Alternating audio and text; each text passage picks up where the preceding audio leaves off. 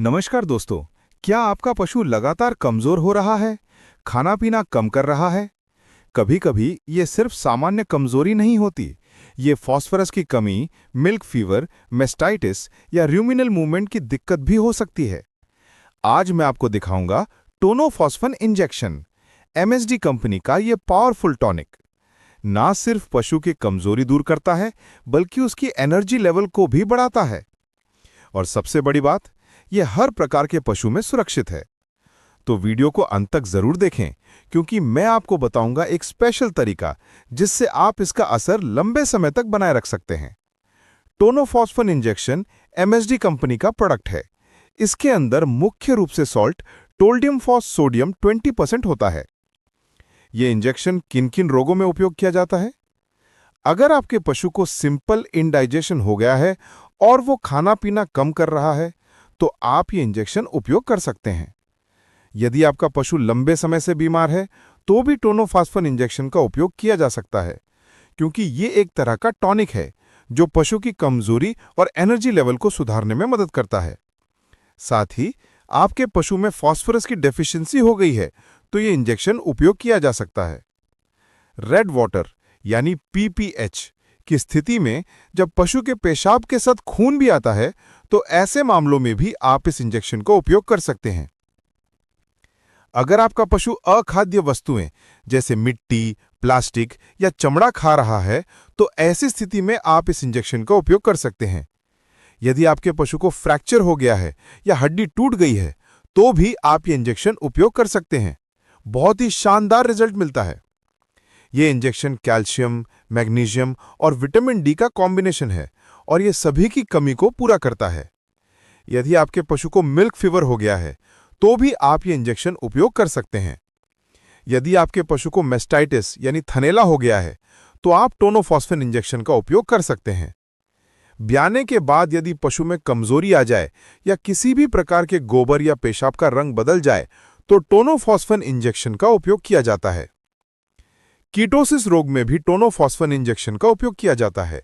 यह इंजेक्शन पशु की कमजोरी को दूर करने और उसकी एनर्जी लेवल को बढ़ाने में मदद करता है। जितने भी मेटाबॉलिक से संबंधित रोग होते हैं, जैसे मिल्क फीवर, कीटोसिस या र्यूमिनल मूवमेंट कम हो गया हो, टोनोफॉस्फेन इंजेक्शन उन सभी में बहुत ही शानदार रिजल्ट देता है। र्यूमिनल मूवमेंट कैसे चेक किया जाता है, इस पर हमने डिटेल में वीडियो बनाया है, लिंक डिस्क्रिप्शन में दिया गया है।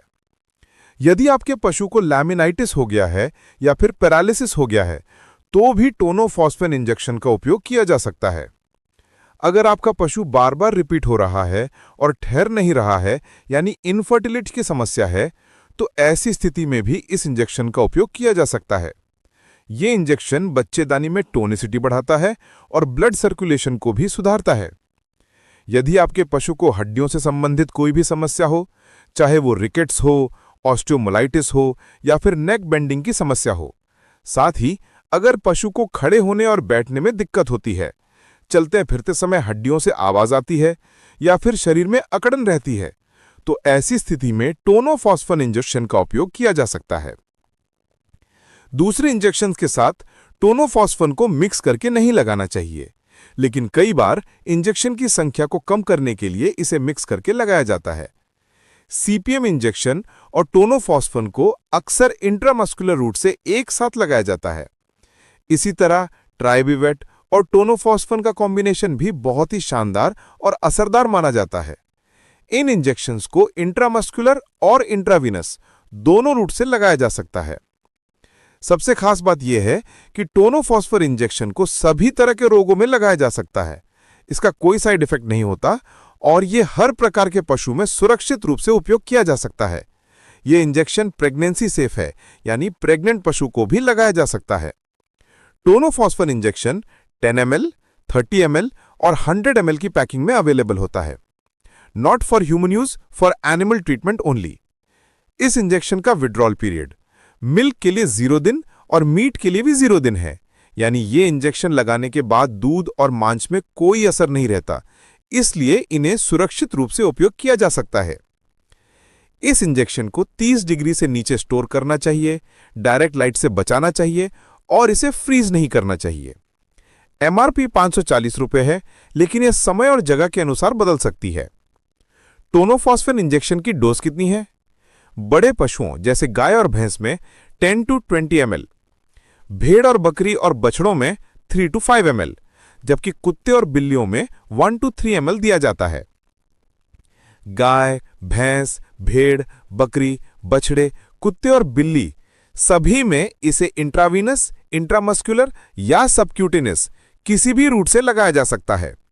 स्पेशल टिप: टोनोफॉस्फेन इंजेक्शन का असर लंबे समय तक बनाए रखने के लिए इसे सबक्यूटेनियस रूट से दिया जा सकता है। बड़े पशुओं में 10 ml और छोटे पशुओं में 1 ml की डोज दी जाती है। यदि इंजेक्शन सबक्यूटेनियस दिया गया है तो इसकी डोज 48 आवर्स के बाद रिपीट कर सकते हैं, और यदि आप इसे इंट्रावीनस और इंट्रामस्कुलर रूट से लगाते हैं तो इंजेक्शन को 24 आवर्स के बाद रिपीट कर सकते हैं, और यह लगातार 3 से 5 दिन तक दिया जा सकता है। साथ ही इंट्रावीनस रूट से लगाने पर सबसे तेज रिजल्ट मिलता है। टोनोफॉस्फेन इंजेक्शन का कोई भी साइड इफेक्ट नहीं होता। यदि गलती से इसकी डोज ज्यादा लग जाए तो यह पेशाब के द्वारा बाहर निकल जाता है। आप इस इंजेक्शन को एक ही पशु में एक साथ 2 रूट से या तीनों रूट से भी लगा सकते हैं, जैसे 10 ml इंट्रामस्कुलर और 10 ml इंट्रावीनस दिया जा सकता है। इसी तरह 5 ml सबक्यूटेनियस, 5 ml इंट्रामस्कुलर और 5 ml इंट्रावीनस एक साथ दिया जा सकता है।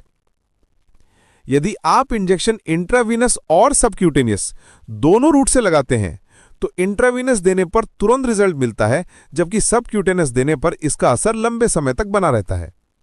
इस तरह जब पशु लंबे समय से बीमार है तो आप टोनोफॉस्फेन इंजेक्शन को 2 रूट से लगाते हैं। इस तरह देने पर तुरंत रिजल्ट भी मिलता है और असर लंबे समय तक बना रहता है। यदि कहीं पर पशु को हरा चारा नहीं मिल पाता और सिर्फ सूखा चारा ही मिलता है तो वहां आप इस इंजेक्शन का ज्यादा उपयोग कर सकते हैं। अपने पशु को यह इंजेक्शन लगाया जा सकता है, भले ही वो बीमार ना हो। आपने आज 20 ml टोनोफॉस्फेन इंजेक्शन लगाया है तो 48 आवर्स के बाद इसे दोबारा दिया जा सकता है। इस तरह इसे महीने में 2 बार लगाया जा सकता है। जहां पर पशु को हरा चारा मिलता है वहां आप डोज 5 ml कम कर सकते हैं और 15 ml इंजेक्शन दे सकते हैं। शॉर्ट में बताऊं तो टोनोफॉस्फेन इंजेक्शन में टोल्डियम फॉस सोडियम 20% होता है। यह इंजेक्शन पशुओं की कमजोरी दूर करने, फास्फोरस की कमी पूरी करने और एनर्जी लेवल बढ़ाने में बहुत असरदार है। इसे milk fever, mastitis, ketosis, laminitis, paralysis, infertility, fracture और हड्डियों की बीमारी जैसे रिकेट्स या ऑस्टियोमिलाइटिस में सुरक्षित रूप से लगाया जा सकता है। यह इंजेक्शन प्रेगनेंसी सेफ है और हर प्रकार के पशु में बिना साइड इफेक्ट के दिया जा सकता है। डोज है बड़े पशुओं में 10 to 20 ml, छोटे पशुओं में 3 to 5 ml और कुत्ते और बिल्लियों में 1 to 3 ml है। आईवी रूट से लगाने पर तुरंत असर मिलता है, जबकि एससी रूट से असर लंबे समय तक बना रहता है। विड्रॉल पीरियड है 0 डेज। सबसे पहले ट्रीटमेंट करने से पहले हमें यह पता होना चाहिए कि पशु में रूमिनल मूवमेंट सही से काम कर रही है या नहीं। पशुपालन से संबंधित उपयोगी जानकारी के लिए हमें फॉलो करें।